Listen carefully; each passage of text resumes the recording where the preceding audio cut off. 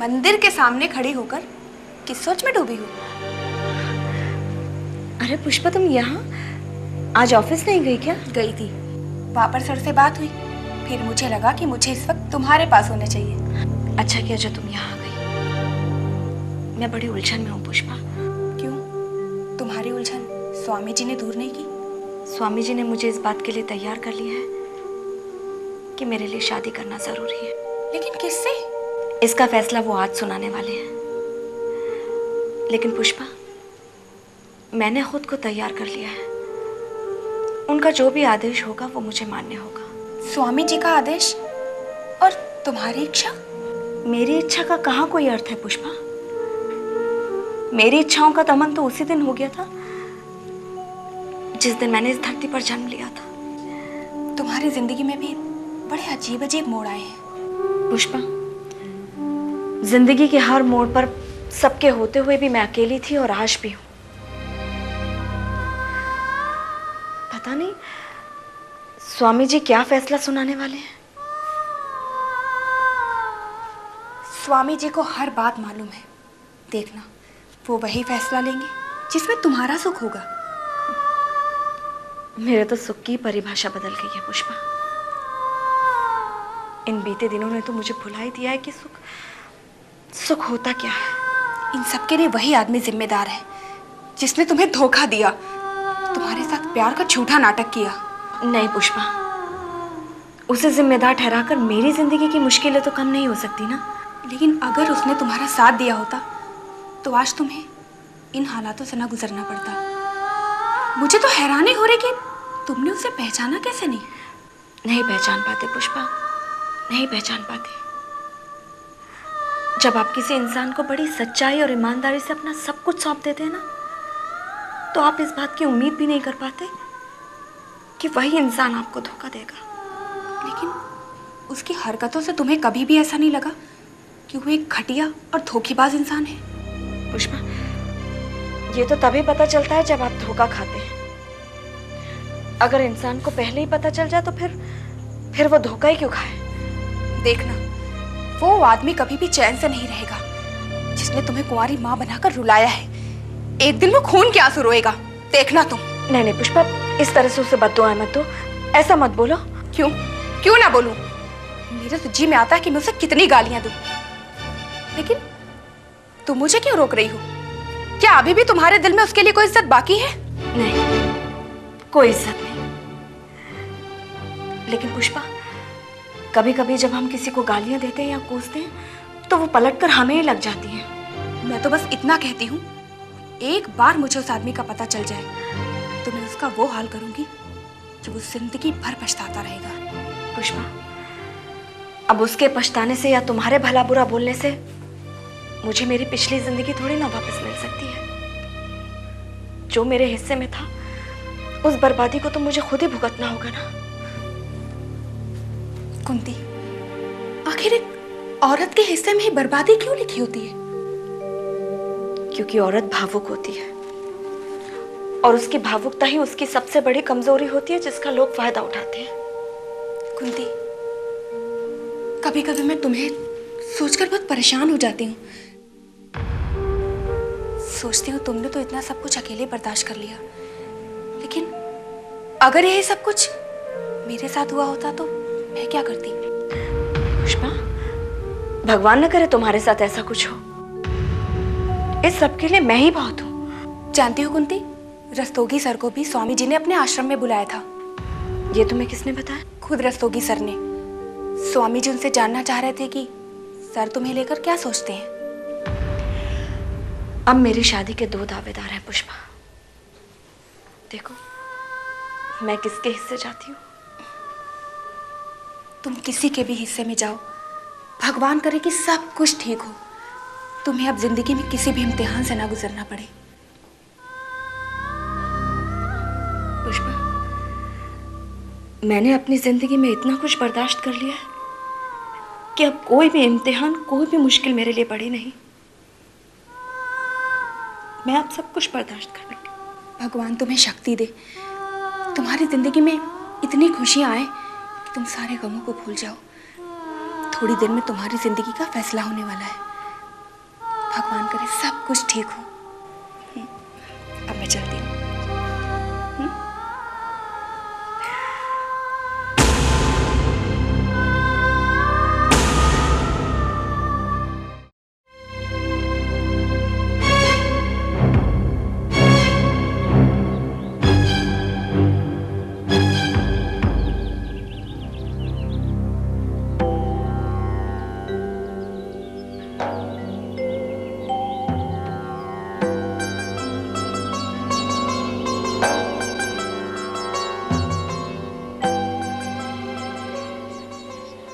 सुख प्राप्त हो। आज यहां हम सब लोग कुंती के विवाह के निर्णय के बारे में जानने के लिए एकत्रित हुए।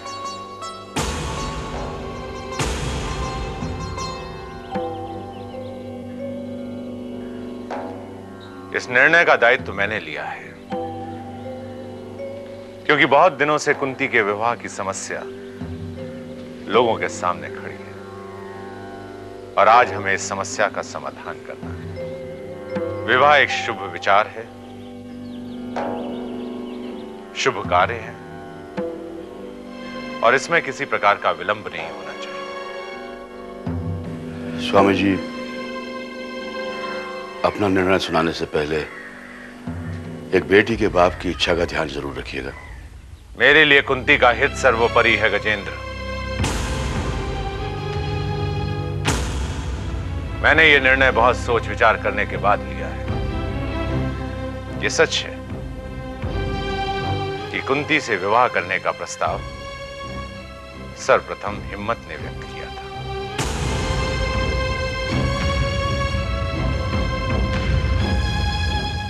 क्योंकि कुंती के जीवन के पृष्ठ उसके सामने खुले हुए थे और हमें उसके साहस की सराहना करनी चाहिए।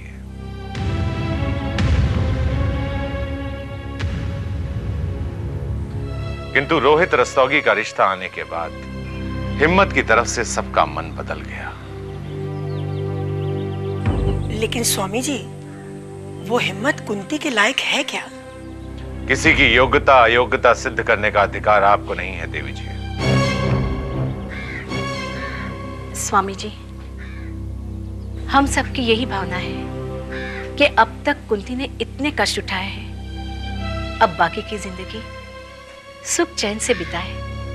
सुख चैन की क्या परिभाषा है देवी? सुख यदि धन से प्राप्त होता तो इस संसार के सभी धनाढ्य व्यक्ति आज सुखी होते।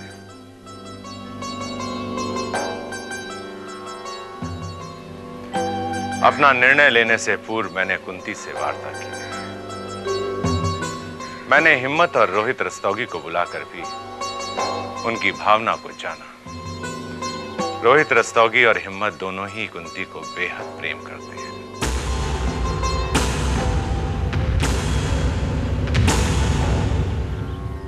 उसका सम्मान करते हैं, किंतु दोनों में अंतर है। रोहित रस्तोगी जो सुख कुंती को दे सकता है वो हिम्मत नहीं दे सकता।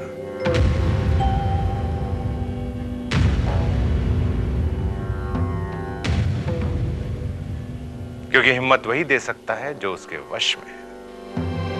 हिम्मत के पास भौतिक सुख आधार नहीं है, उसके पास मात्र प्रेम है।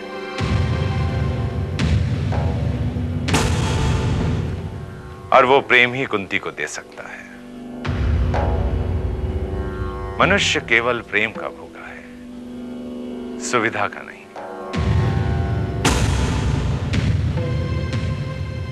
पूरे विचार विमर्श करने के पश्चात मैं इस निष्कर्ष पर पहुंचा हूं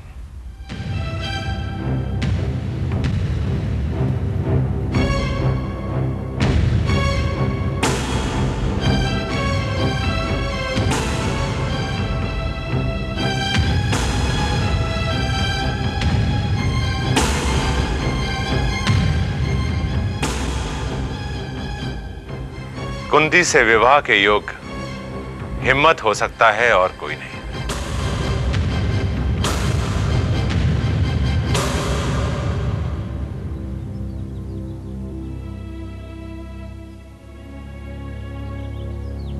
मुझे उम्मीद है कि आप लोगों को मेरा यह निर्णय मान्य होगा। रुक जाइए स्वामी जी।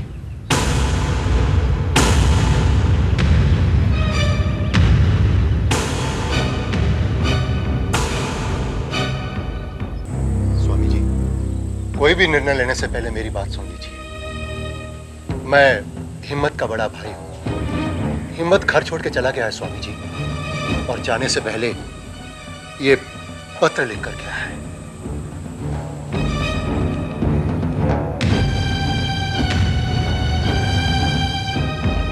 भैया, मैं कुंती जी की शादी से जुड़े सभी लोगों को बताना चाहता हूं कि रस्तोगी साहब ही कुंती जी के लिए एक योग्य और बेहतर पति साबित हो सकती है। स्वामी जी, जब आज अपने आश्रम में कुंती जी की शादी का निर्णय सुनाएं, उनके पहले मेरी ये चिट्ठी उन तक पहुंचा दीजिएगा। मैं ये शहर छोड़कर जा रहा हूं।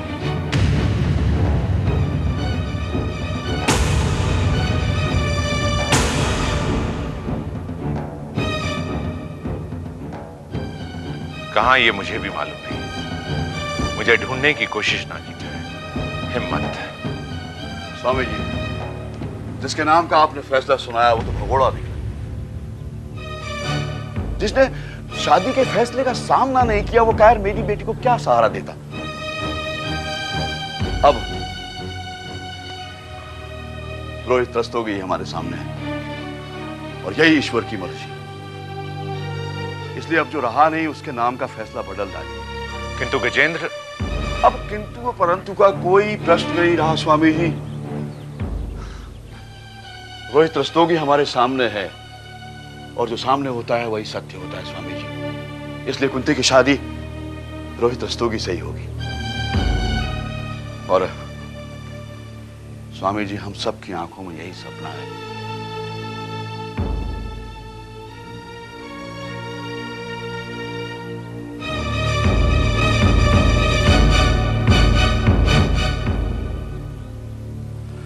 मिसेस रस्तोगी, आप शादी की तैयारियां शुरू कीजिए।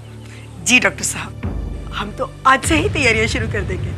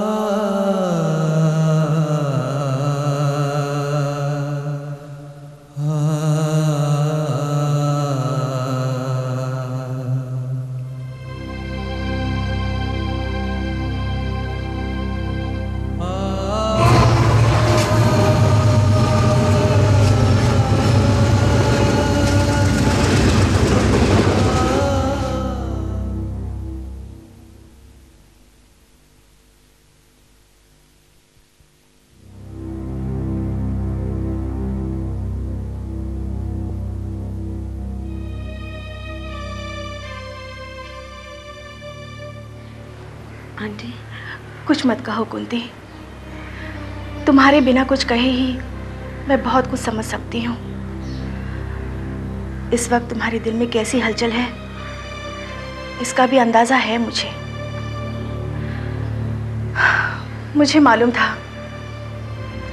ऐसे ही होगा एक दिन।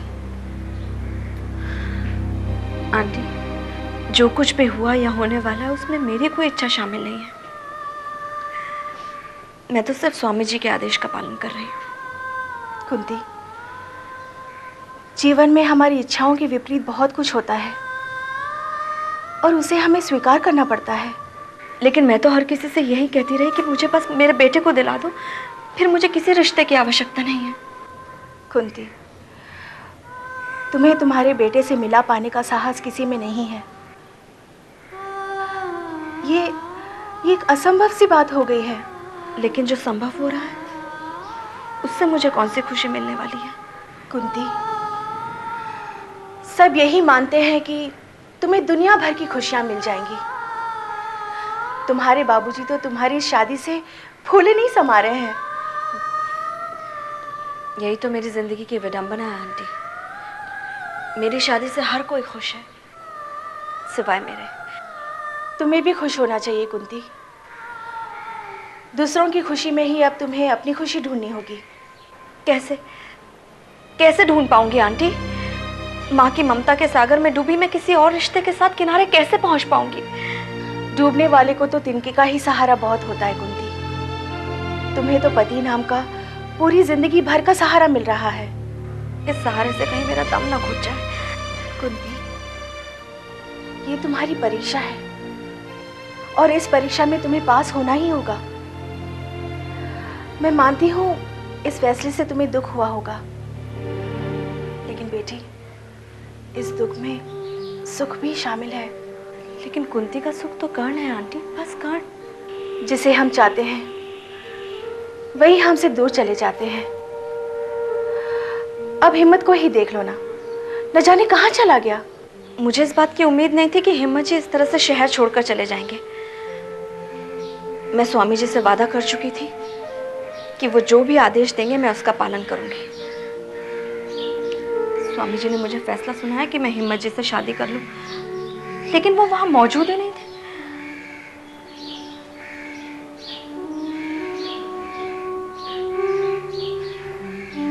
शायद यही जिंदगी है। जो हम सोचते हैं ना कुंती, ऐसा कुछ नहीं होता। लेकिन आंटी, मैं तो दिल से किसी से शादी करना ही नहीं चाहती हूँ, लेकिन जो कुछ हुआ वो ईश्वर का फैसला है और तुम्हें इसे मानना ही होगा। शायद यही कुंती की नियति है। महाभारत की कुंती भी तुम कर्ण की माँ बनने के बाद शादी के लिए ऐसा ही मान लो। इस शादी को अपनी नियति ही मान लो। इस शादी के बाद तुम्हें नई जिंदगी मिलेगी। तुम उसमें ही अपना सुख खोजना। इसमें कोई शक नहीं है कि रोहित रस्तोगी के घर में तुम्हें हर सुख मिलेगा।